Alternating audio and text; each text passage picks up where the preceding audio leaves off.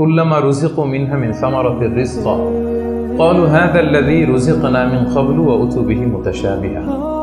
আমরা যখন জান্নাতে যাব, আমাদেরকে জান্নাতের যখন কোনো ফল দেয়া হবে, লেটস সে অ্যাপেল দেয়া হলো খাওয়ার জন্য, এই অ্যাপেল দেখেই মানুষ বলবে এই তো আপেল তো দুনিয়াতেও খাইছে। এটা তার মানে দুনিয়াতে যে খাইছে এই সেন্স কিন্তু আমরা ভুলে যাইনি।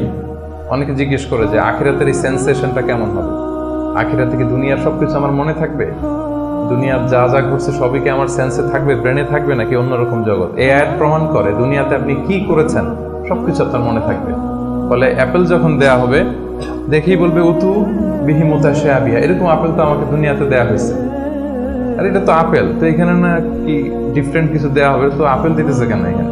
আপেল অনেকে আপেল লাইকও করে না দুনিয়াতেই, সেইখানে যদি আপেল দিয়ে আপেল দেয় বা কমলা দেয় হয়তো মানুষ এরকম প্রশ্ন করবে, এবং কোরআন তো সেটা টেস্টিফাই করছে যে হ্যাঁ, মানুষ বলবে যে এটা তো আমরা দুনিয়াতেই খাইছি। তখন আল্লাহ বলবে যে না, এটা অ্যাপেল, বাট দুনিয়ার অ্যাপেলের মতন। দুনিয়ার আপেলে একটা স্বাদ পাওয়া যায়, এই আপেলে 1000 স্বাদ পাওয়া যায়। মানে এটার ফিচারটাই আলাদা। এটা খেয়ে দেখো না, টেস্টি করো নাই, একটা বাইট দিয়ে দেখো যে কিরকম। তো এই আয়াতটা আমি আনলাম এজন্য যে মানুষের